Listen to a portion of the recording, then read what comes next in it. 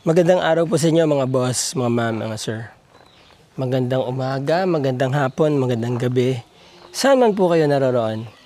Alright, meron po tayong property presentation sa video na to. Yan, nasa likod ko. Ganda po yan. Magandang accessibility. Yan po. A few meters from here, National Highway. And by the way, we are in Cabangan, Zambales. Ano po? Corner lot ang property, mga boss.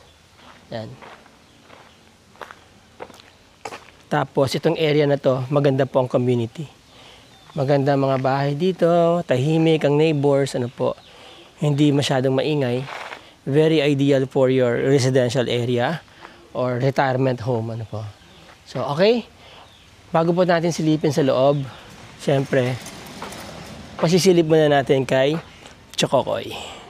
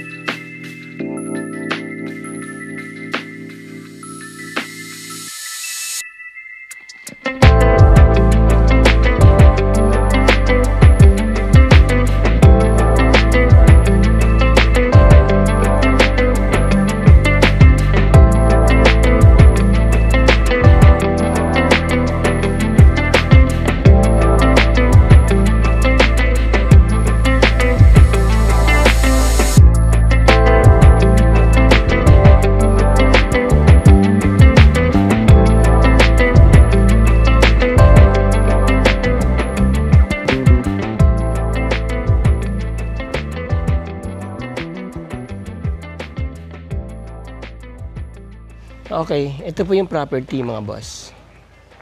Hanggang dito yan.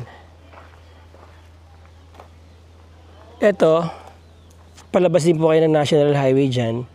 Sa corner niyan may hardware, may gasoline station, tapos konting ganun 7-Eleven. Ito, pag lumabas naman kayo dito, meron pong bangko dyan, Rural Bank. And then a few meters from there, palengke na. Tapos munisipyo, Central Business District ng Cabangan. Alright? Maganda po yung location ng property. No? 2007 nagawa. Natapos po itong construction ng property. Now, dito sa labas, meron siyang plant box. Pwede niyo pang pagandahin yan, no? Meron na kayong mga palmeras dito. The landscape nyo na lang po dito, ano? So, backfield ng property. May slope dito sa gate. Pedestrian, maluwag. Pedestrian gate. Then dito yung gate ng mga sasakyan. Basically, buong frontage niya na yan, ano? Paikot doon. Okay, yan yung property, mga boss. So, from here, meron ako nakikita mga kailangang i-repair. Again, sabi ko nga, madalas yun ang mga nagiging point of negotiation sa presyong sasabihin ko. Now, sir, ano po yung mga furnitures na kasama? May mga furnitures and fixtures na kasama? Oo, may furniture. O, nakasama dun sa presyo nyo? Hindi na. Bahay lang talaga? Bahay lang. Bahay lang. Pero yung mga naka-built-in cabinets, yung mga built-in cabinets, kasama po. Okay. Alright, so anyway, so this is the inside of the property. Naka-tiles dito sa labas. Automatic ang inyong garage. Ano po, automatic yung roll-up niya. US citizen kayo na, sir? From the US kayo? Oo. So, yan. Ang may-ari po, US retiree from California. So, kaya ang bahay, US standard. Ano po, mataas ang ceiling, malalaki ang poste. Yun. Diba? So, very ideal to sa mga gustong mag-retire. Ano po. Meron na kayong area dito. No? Although hindi lahat naka-tiles, para may area kayo na merong soil na pwede nyo pang, kung gusto nyo pang may itanim kayo dito. Pero nevertheless, magaganda na yung mga tanim niya dito. Chico, sweet tamarind to, I guess. Yan. May mga flowering plants. Okay. May pintuan din dito, may lanay. Yan, magaganda na rin to mga palmeras niya. Titrim na lang po yan. May kubo-kubo dito, mga boss, mga sir. Yan. Ang ganda ng property, ha. May bayabas doon, no? Gwapol siguro yan, yung mga lalaking bayabas. Yun. And then here, merong outside kitchen. Pwede kayo magamit. Di ba? Doon tayo galing, mga boss, ha. Yan. Pag dinadiretso nito, mayroon kayong pedestrian gate doon. Alright. Ito. Sayang yung mga bunga ng bayabas, no? Oh. Pero kakaiba yung bunga niya. Meron siyang kakaibang bunga. No? Ito, oh. Kaya siguro nabulok yung mga bayabas na takot dito. Ayan, no? Pero meron namang isang hindi nakalusot. Ayan, no? Diba? Supposed to be panakot siguro siya ng insekto, pero yung bunga yung natakot kaya nagkaganyan.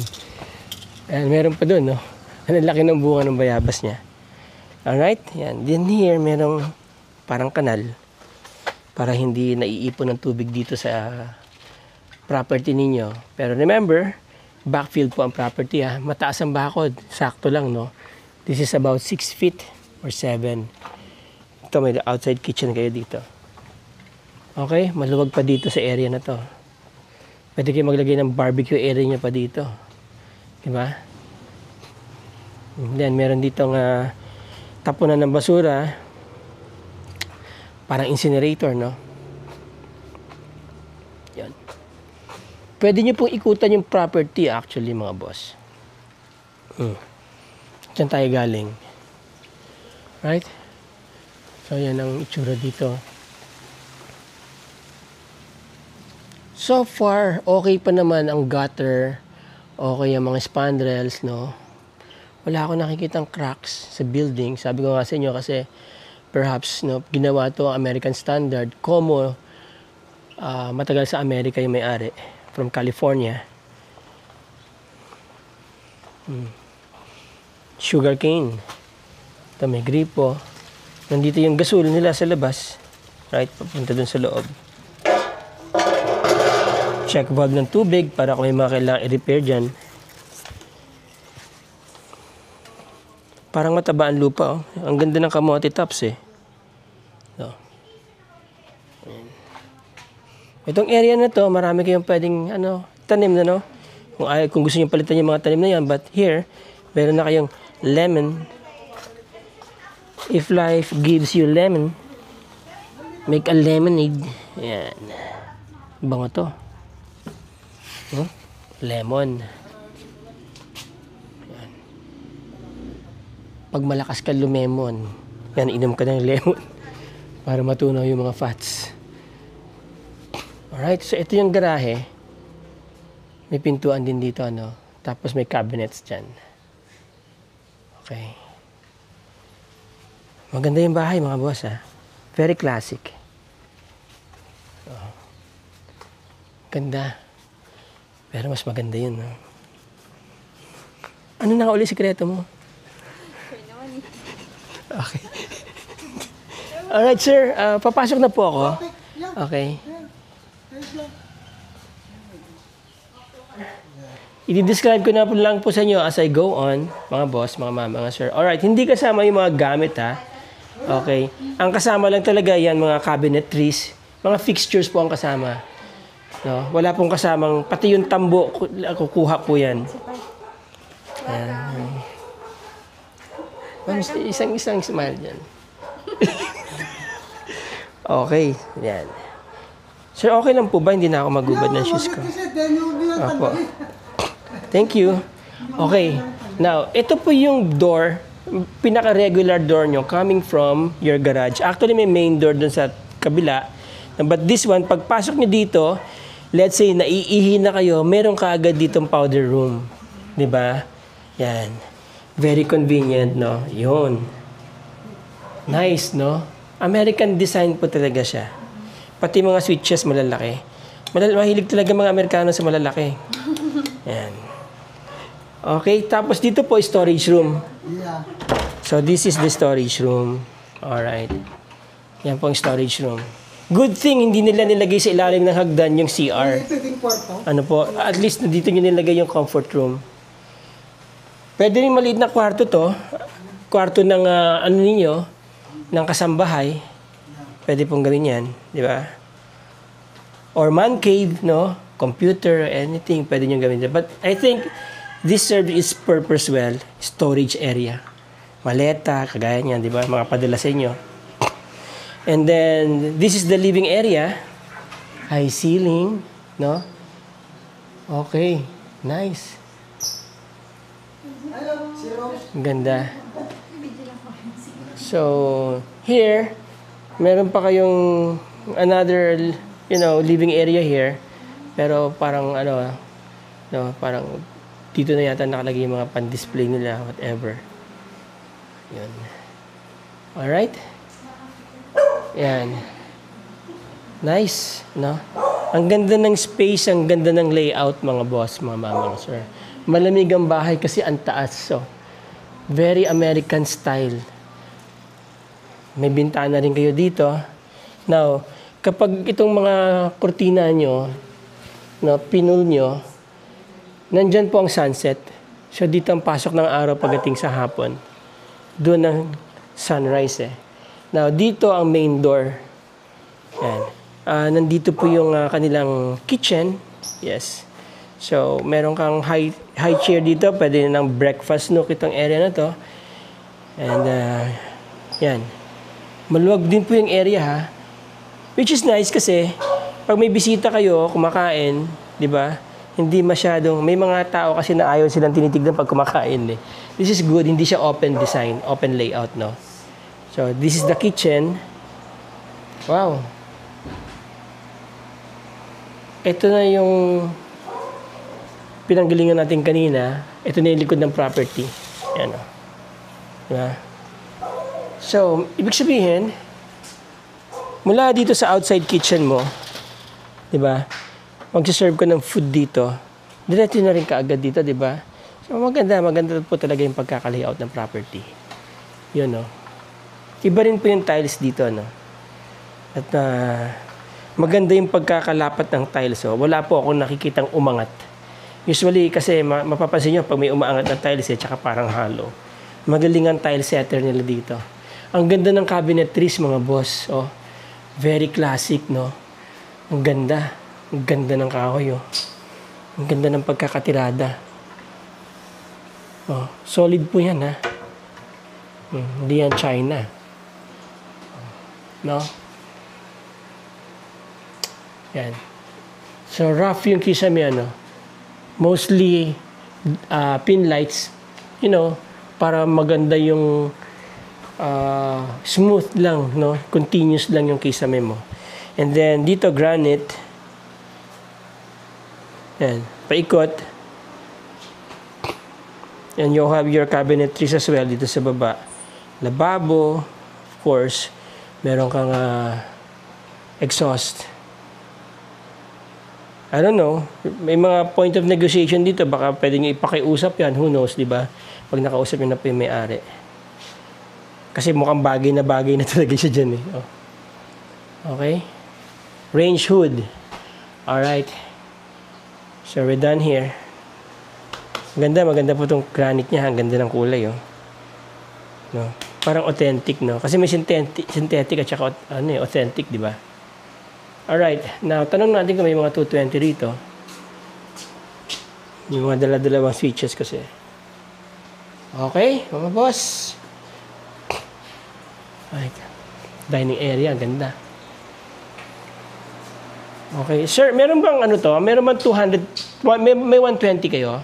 May sarili kayong transformer? Wala. Wala. Wala itong 120. 220 lang lahat. 220 lahat. Opo. Anong source nyo ng tubig dito?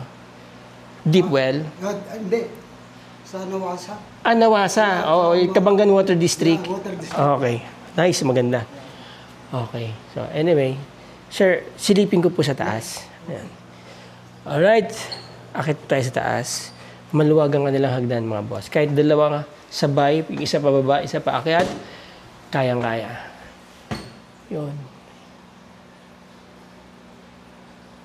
Ganda. Hindi ko ma-describe. Yan tayo galing. Yan. Yun. Okay. So, ito parang poste niya na rin ito eh. Sa kapal eh. No? Alright, so, upstairs, iba din po ang design ng dito, sahig, no? Parang kahoy siya. And then you have your common toilet and bathroom. May bathtub, of course, the basics, water closet, at saka lavatory. And sa kanan, now ito, makikita niyo yung mga bisita niyo sa baba. Ayan, oh.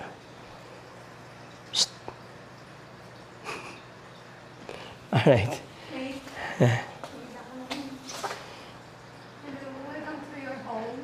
To your new home.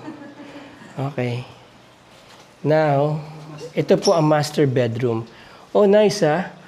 Open. Very, very liberated. Ang kanilang toilet and bathroom. No? I like it. Ha? Parang pang-honeymoon to. Na, talagang gaganahan kang paliguin lagi si Mrs. dito. Di ba? Okay, sir. Okay itong concept na to, ha? Yeah. Where did you get this concept? Kasi yung bahay ko sa Amerika, parehas ito. Sino nag-design? Yung blueprint na... Design ba yan American? American. Yeah. Okay, talagang ganito yung toilet and bathroom nila, no? Pinapi ko yung bahay ko doon. Buti naisipan niya yung toilet, lagyan din ng harang. Yeah.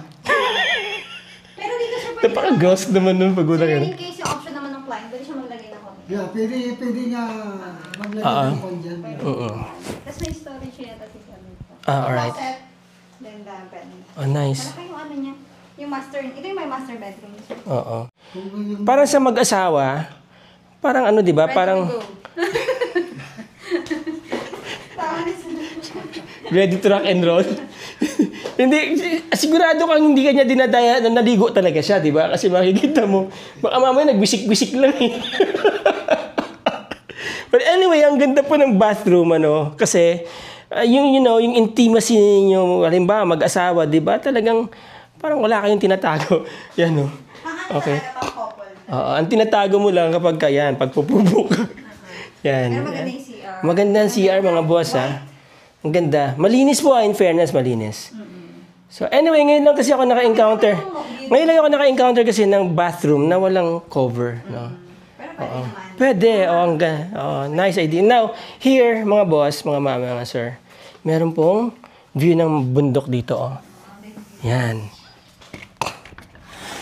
Uy, ang sarap ng pasok ng hangin. Grabe. So, coming doon. Dagat na po yan. By the way, this property is about 10 minutes to 15 minutes. 10 minutes drive going to the coastal area ng Kabangan. Yan, nandyan po ang coastal area. Now here, ito kabukiran na makikita ninyo dito. Ang ganda ng property, mga boss, mga mama, mga sir. Yan. This is the master bedroom. Yan. Alright, so that's the CR. Walang cover, no? Na-amaze lang ako, no? Parang gusto ko ng ganyang CR. Yan. Okay, ito po yung kanilang storage area. Oh, yan. So this is where you keep your mga mga panlinis, yan. Pwede niyo palagyan ng mga pwede niyo lagyan ng mga shelves yan. Yeah, shelves, yeah. Oo, palalagyan ng mga towels and everything, di ba? So parang wardrobe area, no? Pwede rin. Okay? Yan. Alright? So this is the master bedroom. Ang ganda. Ganda. I like that design. No? I like that concept. Ganda nitong part. Yep. Now, here, dito naman po, dalawang rooms, Okay, magkatabi. Yan. This is about 10 by 10 siguro. 10 square meter to. Yun. Yan na po yung harap. Okay? There you go. Then, yun. So, ang bahay po, meron siyang 3 bedrooms, no? Isa yung master bedroom. Yan. Alright. So far, wala po ako nakitang problema sa kisame. Sign na may tulo ang bubong, Wala po ako nakita. At maganda ang height ng ceiling, mataas. Hindi po mainit ang bahay. Okay, let's go into pricing details, mga boss, mga sir. Alright, so there you go, mga boss. Merong dito, Merong, I don't know, ano kaya to? Ano po yung halaman? Yan yung water lily. Pero hindi siya ordinaryong water lily. May Ilocano is luluwan Ordinaryong water lily lang ba yan? Ang ganda eh. Yan, ang alam ko, yan ang water lily. Yan ang water lily. Ito yung luluwan, tawag nila. Luluan. Saan po nakukuha yan? Dito lang din. Dito lang. Yan. Pero may isda po yan. Yung may isda sa loob. Ano pong isda? Mga hito. Okay. Yan. Alright. Libangan. Yan, libangan lang. Oo. Alright. There you go, mga boss, mga ma'am, mga sir. Ang property po ay nasa 535 square meter lot. Title po yan. 2 titulo yan. Nakita ko na po yung title. Clean title, po. Malapit po ito sa National Highway. Actually, walking distance. Few minutes from here. Baka mga 3 minutes lang. Nasa National Highway na kayo. Malapit po sa Rural Bank. Malapit sa 7-Eleven. Malapit sa palengke, butika, Central Business District ng Kabangan, Zambales. And going to Iba, let's say gusto niyo mag-mall, this is about 25 to 30 minutes. At going to Metro Manila, or if you're coming from Balintawak, exit, Balintawak and Lex Toll Plaza. Ha? Ano? 10 minutes sa beach. Oo. Sorry na. Okay. Alright. Ginugulo kasi ako nun. Okay. So, asan na ba ako? Okay. So, this is about 4 hours drive or 4.5 hours drive the most if you're coming from NLEX Balintawak Toll Plaza. Alright? So, from there, this is about 4.5 hours or 4 hours drive. Okay? And the property is selling for 9 million pesos, mga boss, mga mama, sir. Napakaganda ng location. 10 minutes to the beach dyan. Coastal area po ng Kabanggan. Yung mga interesado dyan, mga boss, mga mama, sir. Nandyan ang aking contact details, aking number, email, nasa description ng video. Pwede niyo po akong i-text, i-WhatsApp, Viber, email, Facebook Messenger, or tawagan niyo ako simply sa Globe. Pag hindi ko po agad masagot ang inyong mga tawag, leave a message and I will get back to you within 24 hours, mga boss, mga mama, sir. Okay? Maraming salamat po sa inyo. Maraming salamat sa inyong suporta. Till the next video. Ciao!